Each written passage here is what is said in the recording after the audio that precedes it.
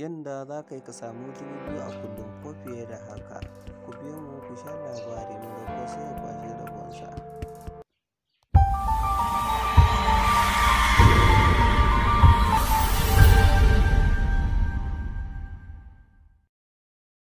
Assalamu alaikum warahmatullahi wabarakatuhu.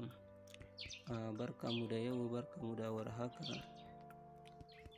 Kamar yadda kuka saba jin muryarmu a cikin wannan channel tamu mai albarka, wato MB Hausa TV. Yau ma dai mun zo muku da wasu shawarwari game da harkan cryptocurrencies da online business. Shawarwarin nan dai sun kunshi abubuwa kamar guda 4, wanda dai insha Allahu za mu yi bayanin su dalla-dalla. Allah ya sa dai wanda suka saurari wannan bidiyon tamu, Allah ya sa ya amfanar da su. To bari mu je ga shawarwarin nan tamu, amma kafin nan dai muna roƙon ku, inda wannan ce farkon ziyartar ku, ku mana subscribe sannan ku danna ƙararrawan sanarwa, saboda duk sanda muka ɗaura sabbin bidiyo mu ku samu daman gani. To wannan shawarwarin nan tamu ba komai bane illa kusan abu ne wanda dai muka sani, kawai za mu nanata ta saboda kamar ya kasance kamar tunatarwa. Abu ta farko, in kana so ka fara harkar online business da kuma cryptocurrencies, dan uwa ya kamata ka samu ilimin wannan abun, ka samu ilimin cryptocurrencies tukunan ka fara. In har baka da ilimin cryptocurrencies, gaskiya in ka fara dole za ka shiga ruwa. Saboda haka yanda muke gani, kafin ka fara ka je ka nemi ilimin cryptocurrencies tukunan ka fara. In ka sa kanka ko a cikin wata 1-2 za ka iya samun ilimin nashin, wanda za ka fara kasuwanci ka. Daga nan kuma sai ka yi continue da neman ilimin. To abu na biyu kuma, yawan bincike. Gaskiya harkan crypto in baka iya yin binciken abun ba, in baka bincike, in ka mai da kanka kai wani abu ne, wai dan ka samu ilimin ka mai da kanka wani abu, gaskiya da wuri zaka shiga cikin ruwa. Dan akwai scam wannan da platform din da ake turowa da yawa, da kuma coins ɗinsu wanda ake cire da token dai da sauransu. Wayannan abubuwan gaskiya akwai diyawa na wanda ake cire na yan damfara. To kaga in baka iya bincike ba, in baka bincike, zaka je ka shiga cikin ruwa. Zaka je ka siyi wannan platform, ko kuma ka sa kuɗin ka wannan platform, ko kuma ka siyi coins ko token din nan a banza da wofi.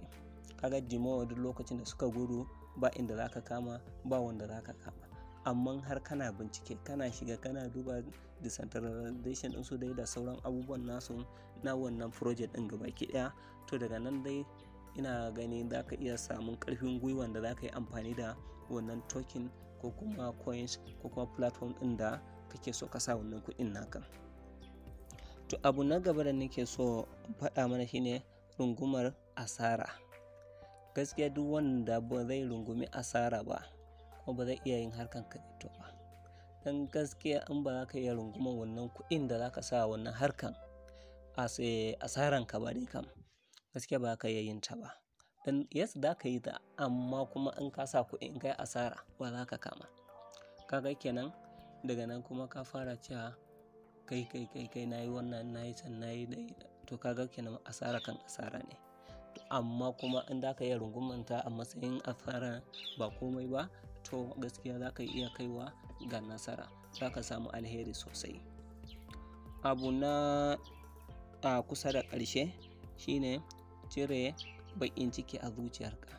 Tabbas in har za ka yi harkan platform ka haɗa da baƙin ciki, wallahi babu inda za ka. Dan kai ma a ƙarƙashin wani ka zo nan, to kuma dole sai ka cire baƙin ciki, ka nema wa mutane mafita, ka nema mutane hanyar cin wannan abincin, tukuna kai ma za ka samu nakan cin abincin. Kaga dole in ka cire baƙin ciki, ka nema mutane referral, kaga wanda suka yi amfani a karkashinka, kaga sai da ka cire baƙin ciki tukuna suka samu alherin.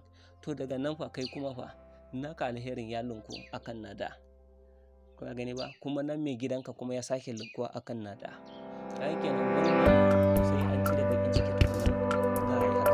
Amma da baƙin ciki wannan ba ta taɓa yiwuwa ba, kuma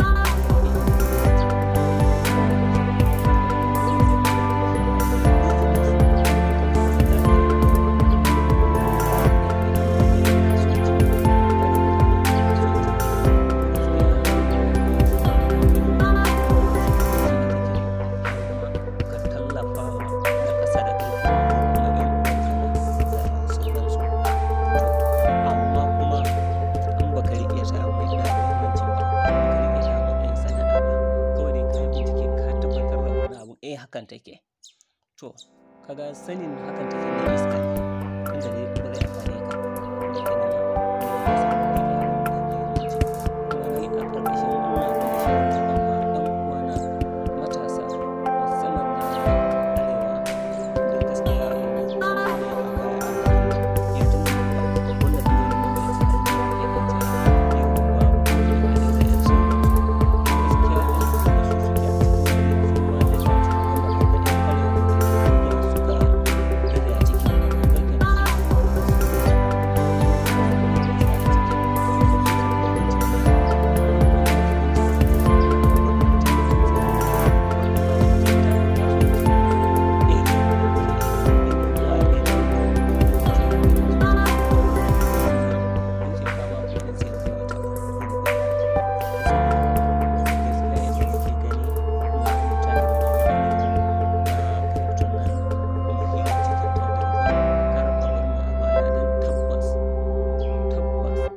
da ba da daɗaya ba web3 nan zai zo ya mamaye duniyan gabaki ɗaya. Daga nan muka ce za mu nemi ilimi kun ga kenan an bar mu a baya, mun yi bacci kenan. Saboda haka ya cancanta mu tahi mu nemi ilimin nan tun a yanzu, a tafi da mu duk da dai yanzu ma dai mun ɗan ƙure amma dai a tafi da mu mu samu nasara a nan gaba. Ai da mu yawa daga nan dan barko.